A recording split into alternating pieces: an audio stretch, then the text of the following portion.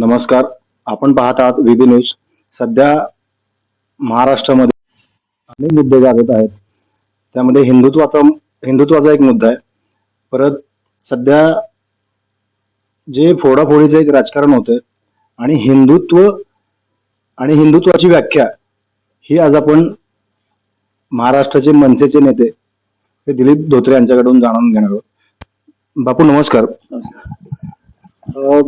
सध्या महाराष्ट्रामध्ये जे वातावरण चालू आहे त्याबद्दल आपलं मत काय सध्या? नाही, सध्याचं जे महाराष्ट्रातलं जे वातावरण चालू आहे ते अतिशय दुर्दैवी आहे. माझं वय आता 53 आहे. मी राजकारणात तसं 1991-92 कॉलेज जीवनापासून आहे. मी आतापर्यंत एवढं राजकारण बघितलं, पण अशा पद्धतीचं कधीच राजकारण झालं नाही. आणि त्यामुळे कसं आहे की बाबा महाराष्ट्र नेमका कुठल्या दिशेला चाललाय, कोणत्या दिशेला चाललाय, कोण कोणत्या दिशेला घेऊन चाललंय याच्यावर देखील त्या ठिकाणी उहापोह होणं सध्या गरजेचं आहे. कारण महाराष्ट्रामध्ये सध्या एक म्हणजे अराजकता माजते की काय अशा पद्धतीचं वातावरण सध्या, म्हणजे महाराष्ट्रात अक्षरशः म्हणजे असं एकदम ढिसाळ पद्धतीचं राजकारण सध्या चालू आहे. आता सध्या हिंदुत्वाचा मुद्दा सगळीकडे गाजतोय. प्रत्येक नेता म्हणतो मी हिंदुत्ववादी. ह्या नक्की हिंदुत्वाची व्याख्या काय? जो कट्टर हिंदुत्ववादी माणूस आहे, कार्यकर्ता आहे, त्याला हिंदुत्व सांगायची आणि शिकवायची काय गरज नाही. त्यांनी सांगायची काय गरज नाही की आम्ही हिंदू आहे. आता मी बघतोय अनेक लोक त्यांना ती हिंदुत्वाचं एकदम अशी ही झालेलं आहे. ही सगळी लोक आता यांचा जर अभ्यास केला तर खरे हिंदुत्ववादी कोण, आता बेगडी हिंदुत्ववादी म्हणजे पूर्वी कसं आहे की मारून मुटकून मुसलमान करणं, अशी काय लोक आहेत. पण ते आता काय लोकांना शहाणपणा शिकवायला लागलेले आहेत. अरे हिंदुत्व काय, बाळासाहेब ठाकरेंचे विचार काय होते, अटल बिहारी वाजपेयींचे विचार काय होते, लालकृष्ण अडवाणींचे विचार काय होते आणि आत्ताच्या लोकांचे विचार काय आहेत. काय जन्म आत्ताचं जे हिंदुत्व आहे ते राजकारणासाठी वापरलं जाणारं हिंदुत्व आहे. रोज रोज तुम्हाला काय म्हणा लागतं आम्ही हिंदू आहे आणि हिंदूसाठी काहीतरी करतोय. अरे आपलं कर्तव्याचं आपलं आयुष्य त्यासाठी आपण जगतोय. परंतु आता काय की राजकारणासाठी आता मला सांगा की ज्या लोकांचा कधीच हिंदुत्वाचा, आम्ही बरेच लोकांचं बघतोय, आम्ही इकडून तिकडे गेलो तर आम्ही हिंदुत्वाची यांनी प्रार्थना. अरे तुम्ही हिंदुत्व कधी, अनेक लोक काँग्रेसचे आहेत, राष्ट्रवादीचे आहेत, ही लोक तर कायम पुरोगामी विचारसरणीचं पाठीवर थाप मारून गेलो. आम्ही पुरोगामी आहे, पुरोगामी का पुरोगामी आहे असं म्हणत होते. आता ते लोक हिंदुत्व शिकवायला लागले. अरे प्रत्येकाने आपापला राजकीय प्रवास ओळखायला पाहिजे की तुमचा राजकीय प्रवास काय, तुम्ही कुठल्या पक्षातले किती 100 पक्ष बदलले. ज्यांचा जन्म काँग्रेसमध्ये झाला, ज्यांचा जन्म राष्ट्रवादीमध्ये झाला आणि जे आता मग पक्ष बदलून गेले त्या लोकांनी हिंदुत्व शिकवावं. ह्याच्यापेक्षा दुर्दैव काय आहे राज्याचं? तुम्ही वयाच्या कितव्या वर्षापासून हिंदुत्वासाठी काम केलेलं? हो, मी वयाच्या 7वीला होतो. 7वीला असल्यापासून मी हिंदुत्वासाठी काम करतोय. अरे आपण सगळे हिंदू आहे ना, हिंदुत्वासाठी काम करतोय. वेगवेगळे आंदोलन असतील, वेगळे कितीतरी हिंदुत्वासाठी आमच्यावर किती केसेस झाल्या, 20-25 केसेस आमच्यावर झालेल्या आहेत. ज्या लोकांचं कधी काही संबंधच नाही अशी लोक आता हिंदुत्व हिंदुत्व हिंदुत्व. सध्या हिंदुत्वाच्या मुद्द्यावर हे इलेक्शन लढलं गेलं. हिंदुत्ववादी लोकांना न्याय द्यायचा यात प्रयत्न झालाय का? बघा, कोणतं उदाहरण सांगू शकाल का? काय उदाहरण काय, आता काय म्हणजे कुठं आहे हिंदुत्व, काय कुठं उदाहरण काय आज, म्हणजे काय म्हणजे बोलण्यासारखं काय मला सांगा ना. म्हणजे आता काय की झालं, आज अशी परिस्थिती झाली की बोलायचं कुणाला, आज ही परिस्थिती झाली. सगळा तोंड दाबून बुक्क्यांचा मार आहे. अक्षरशः काय लोकांचे स्टेटमेंट बघितल्यावर, त्यांचं वागणं बघितल्यावर हसू येते. हसावं का रडावं हे कळत नाही. मी आता तुम्हाला सांगितलं ना, ज्यांचा जन्मच काँग्रेस आणि राष्ट्रवादीमध्ये झाला, ज्यांनी ज्या लोकांनी प्रचंड जातीयवाद केला, म्हणजे ज्यांनी हिंदूंमध्ये जातीयवाद केला, अशी लोक आज आम्ही कसे कट्टर हिंदू आहे हे शिकवायला लागलेत लोकांना. ह्याच्यापेक्षा दुर्दैव काय? आज कॉरिडॉरचा मुद्दा गाजतोय आणि भारतामध्ये जे हिंदुत्ववादी मंदिर, आता श्रीराम मंदिराचा सुद्धा मुद्दा सध्या आपण सगळीकडे पाहतोय. यामध्ये सुद्धा भ्रष्टाचाराचे आरोप होत आहेत. पण नक्की सरकारी हे सरकारी करणं, सीसीटीव्ही फुटेज आलं, चोऱ्या समोर दिसल्या, सिद्ध झालं. त्याच्या सीबीआय चौकशा चालू झाल्या. आता 8 लोकांना अटक केली, त्यांना जेलमध्ये टाकलंय. आता बाकीच्या लोकांची चौकशी, मग आरोप कुठले सिद्ध झाले ना, या चोऱ्या झाल्या सिद्ध झालं. आता मी म्हणतो की माझी सुद्धा चोरी झाली ना. ज्यावेळेस या देशाचे पंतप्रधान आदरणीय नरेंद्र मोदी साहेबांनी जाहीर केलं होतं, आवाहन केलं होतं की मला प्रत्येकाने प्रत्येकाच्या घरातलं एक लोखंड द्या, प्रत्येकाला जे जे शक्य आहे ते द्या. आम्ही दिलेलं आहे ना, त्या मंदिरासाठी आम्ही दिलेलं आहे. त्याच्यात चोरी झाली म्हणजे आमची चोरी झाली आहे. त्या देशातल्या प्रत्येक नागरिकाच्या घरातली चोरी झालेली आहे. अनेक लोकांनी दिले. आता मी अयोध्येला गेलेलो आहे, कितीतरी वेळा अयोध्येला गेलेलो आहे. ज्यावेळेस कार सेवा झाली त्यावेळेस आम्ही अयोध्येला गेलेलो आहे. कितीतरी लोक जण आम्ही जाऊन आलेलो आहे. वाईट वाटतं नाही सगळ्या गोष्टी बघितल्यानंतर. आज पण तुम्ही, आता इलेक्शन नाहीये किंवा कुठल्याही राजकारणातलं कुठलीही गोष्ट नाहीये, इलेक्शन तर लांबच राहिलं, पण तरी सुद्धा आज तुम्ही सामान्य जनतेला आज तुम्ही थोडीशी मदत केली, तर तुम्ही हे राजकारण म्हणून बघताय का समाजकारण म्हणून बघताय? मी राजकारण कधी केलं नाही. माझं तसं राजकारणाचं पिंड पण नाही. पंढरपूरच्या नगरीमध्ये आतापर्यंत समाजसेवा, पांडुरंगाच्या साक्षीने समाजसेवा करत होते. सगळ्या जनतेला माहित आहे. एका बाजूनं सरकार सांगतंय की या देशातली बेरोजगारी कमी झाली पाहिजे, आमच्या अनेक तरुण मुलं मुली शिकलेले आहेत, नोकऱ्या नाहीत, म्हणून सरकार आवाहन करतं की बाबा तुम्ही काय तर उद्योग व्यवसाय चालू करा ना, आम्ही तुम्हाला मदत करू. पंढरपूर मधल्या शेकडो तरुणांनी या ठिकाणी कर्ज काढून, घरातलं वेळप्रसंगी घरातलं सोनं नाणं मोडून, व्याजाने पैसे घेऊन छोटे मोठे उद्योग त्या ठिकाणी उभा केलेले आहेत. आणि मग आज अतिक्रमणाच्या नावाखाली त्या लोकांचे संसार उद्ध्वस्त करायचा अधिकाराने अधिकार कोणी दिला? तुम्ही कुठल्या मिटिंग घेतल्या का? कुठल्या बैठका घेतल्या का? तुम्ही येणार डायरेक्ट बुलडोजर त्यांच्या संसारावर चालवणार आणि त्यांना बेरोजगार करणार. मग तुम्ही रोजगार तुम्हाला संपवायचा आहे का बेरोजगारी वाढवायची आहे? म्हणजे नक्की काय धोरण आहे हेच कळायला मार्ग नाही.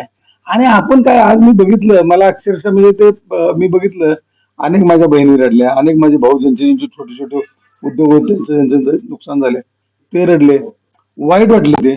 आणि मग आपलं कर्तव्य की ह्या नगरीमध्ये राहत असताना भाऊ फुलाची पाकळी आपलं कुटुंब हे सगळं पंढरपूर शहर म्हणजे आपलं कुटुंब आहे.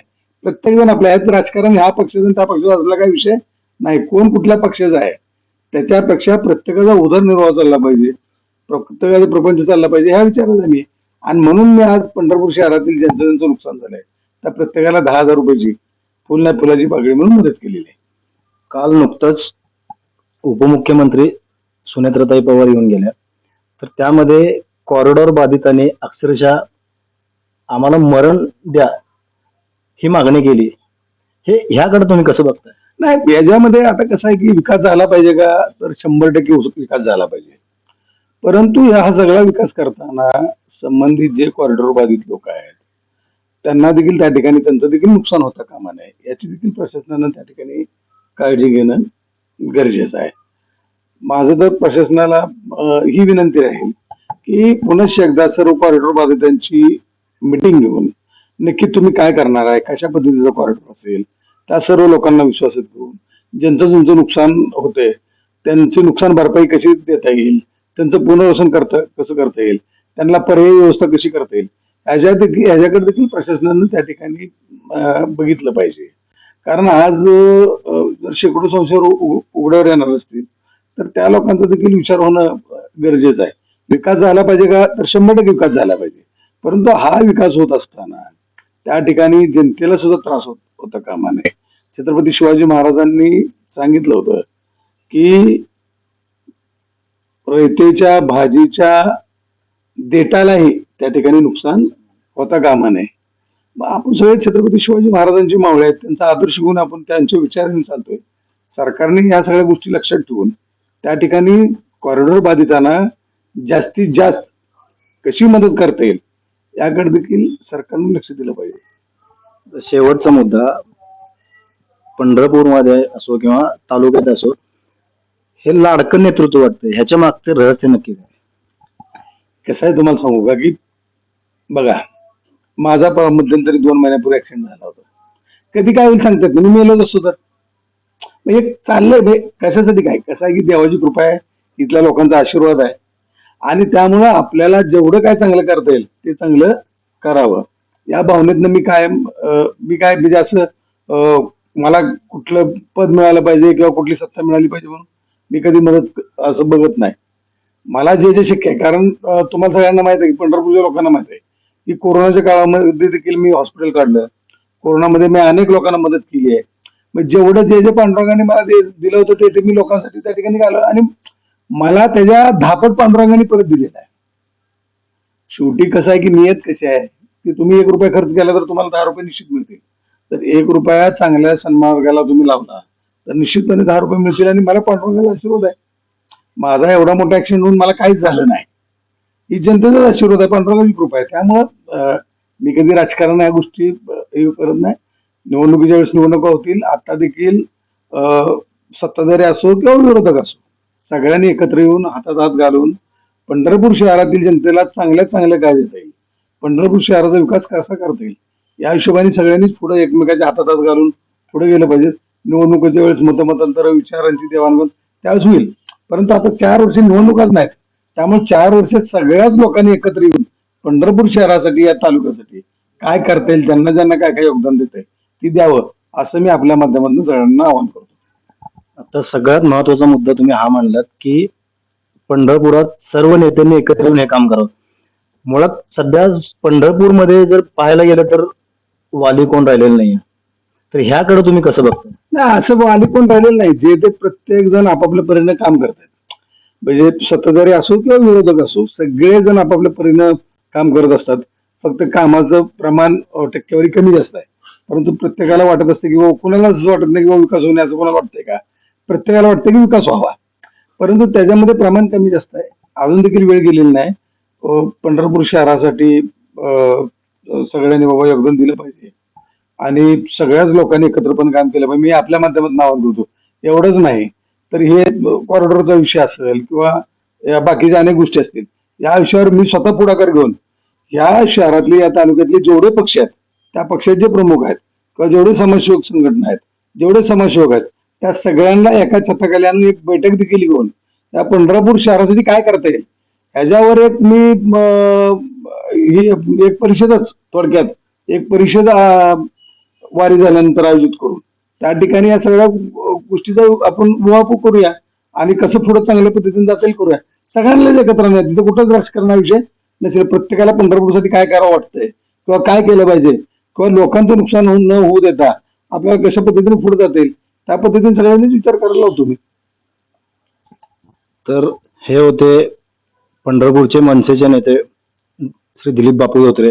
आज यांनी खरंच हिंदुत्वाच्या मुद्द्यावर सुद्धा आणि आता सध्या जे राजकारण घडतंय त्या मुद्द्यावर सुद्धा स्पष्ट भूमिका मांडली आणि आज ते हे पण सांगतायत की राजकारणाच्या ठिकाणी जिथं आपल्या गावाला, आपल्या तालुक्याला जी गरज आहे त्यासाठी मी कुठेही यायला तयार आहे. तर आज आपण बापूंना भेटलो, त्यांची मुलाखत घेतली. बापू, आज तुम्ही आमच्या चॅनलला काय सांगता? मी तुमच्या चॅनलला, नवीन चॅनल या ठिकाणी माझ्या वतीनं, महाराष्ट्र नवनिर्माण सेनेच्या वतीनं, राज ठाकरेंच्या वतीनं, तमाम पंढरपूरकरांच्या वतीनं शुभेच्छा देतो. मी आपल्याला एवढं सांगतो की आपल्या चॅनलच्या माध्यमातून या पंढरपूर शहरातील तालुक्यातील गोरगरीब नागरिकांना जास्तीत जास्त पद्धतीने कसा न्याय देता येईल, त्यांच्या अडीअडचणीला तोंड फोडून त्या ठिकाणी प्रशासनाला कसं जागा करता येईल यासाठी आपल्या चॅनलनी काम करावं. त्यासाठी पुन्हा एकदा शुभेच्छा देतो. धन्यवाद. जय हिंद, जय महाराष्ट्र. आपण पाहत आहात व्हीबी न्यूज पंढरपूर.